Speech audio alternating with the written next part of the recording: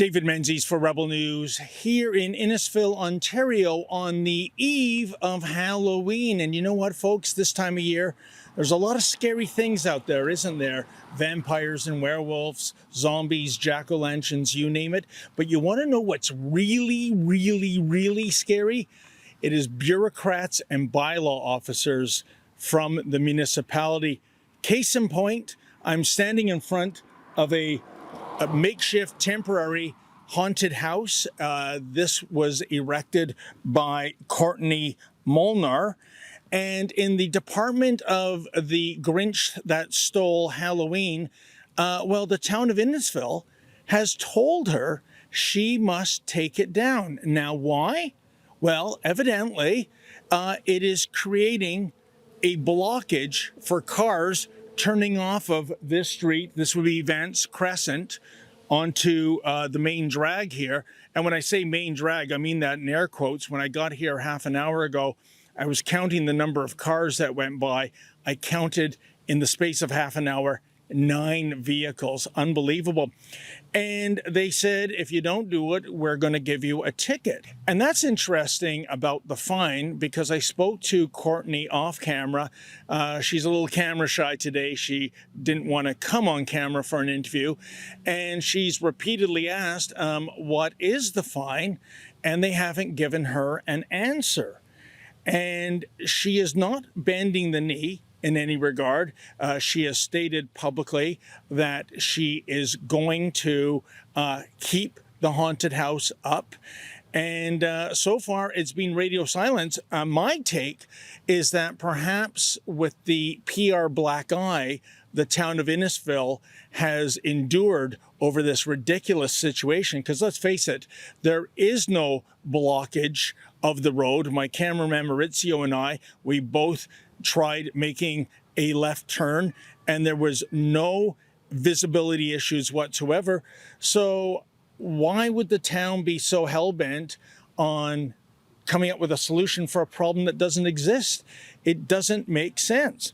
Now, the town of Innisfil did issue a statement which noted in part, quote, "A Town of Innisfil bylaw officer attended the residential property and observed that the structure appeared to obstruct the road view and requested that the tent be placed on the driveway of the property," end quote. So that's an interesting choice of words, isn't it? They're not saying it is obstructing the road view. It's saying it appears to obstruct the road view. Hey, I've got news for the town of Innisfil. Appearances can be deceiving. It is not obstructing the road view. So come on, cut Courtney a little slack.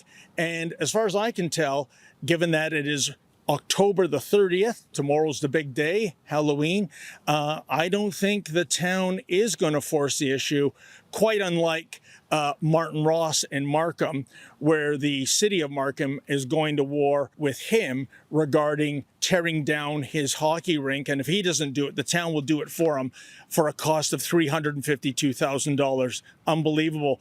So what have we learned yet again? Well, it's this. Too many municipalities are employing government overreach into our private lives.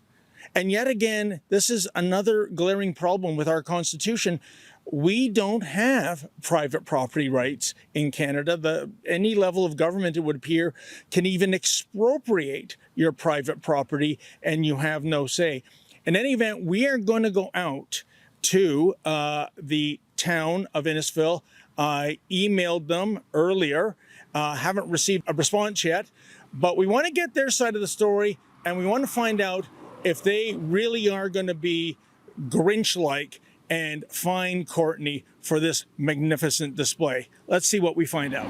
You know, folks, as we were driving to the Town of Innisfil office, we couldn't help but notice that just down the road from the town office is this. It is an encampment, a homeless encampment, and evidently this has been here at least since the summertime. So I'm just trying to figure out the priorities of the town of Innisfil. You can't have a temporary Halloween display because of some perceived danger. And as we mentioned, there is no problem with the sight lines. But you can camp out here at the corner of Innisfil Beach Road and Adulam Avenue, and I guess break all sorts of sections of the Trespass Act, and nothing to see here. Wow, isn't that weird? Well, folks, naturally, we wanted to get the town side of the story, and that brings me to Innisfil Town Hall. Several hours ago this morning, I did reach out to the communications branch with some questions. I have yet to hear back. And evidently, the communications person, she is not in the office right now. Why is it so many government employees are still working from home? I mean, aren't we out of COVID? But I digress. We saw that homeless encampment. I'd like to know why that is tolerated and a temporary Halloween display is not. Crazy. The structure doesn't bother me, honestly. It's for the kids. We all love Halloween. The street really does go all out for Halloween. The town has done lots of contests. It's a real community event, which we all love. Our issue is that what about the other 50 weeks of the year where when you're turning onto the street after dark, it's like turning into a black hole because there are no street lights. I never noticed that. You're right. To the point where when you're making this right-hand turn, the only thing that is lighting up this corner to ensure that you're not hitting a pedestrian or a dog or a parked car is the light of your blinker blinking. Wow. That's all that lights up the road. So yes, we take the corner really slowly, but if you drive around Innisfil at night, you will notice that there is a big lack of lighting in some of the older neighborhoods. And there's a lot of other things, I don't disagree with the fact that if there's an obstructed view, then you should correct it. However, if anybody were to try and pull out of here at, let's say, 5 minutes to 9 or 10 to 9 on a school day, the cars are lined up all the way along the left-hand side here, and you have exactly zero visibility. You have to move into the middle of this street, wow, into the, like, T-bone position in order to make a left-hand turn. So if we're going to really address the issue that you brought up of that it's obstructing view, then you need to address the fact that every single car that's parked on that side of the street has an obstructed view. And the issue at that time of the morning, Kelly, is, I guess, parents dropping off their kids for school. You can't very well say no one can park on the street at pickup or drop off because it's already a chaotic situation with buses and people trying to pull in the kiss and ride and parents trying to park and walk kindergartners up. Like it is a situation, and I don't know that I have a good solution for it, but I know that tearing down this structure does not solve the obstructed view of this particular intersection. Gotcha. Well, folks, just before we were to pack up and go back to the Greater Toronto area, we did indeed receive a response from a manager in the communications department. That would be Jane Cocking, she, her.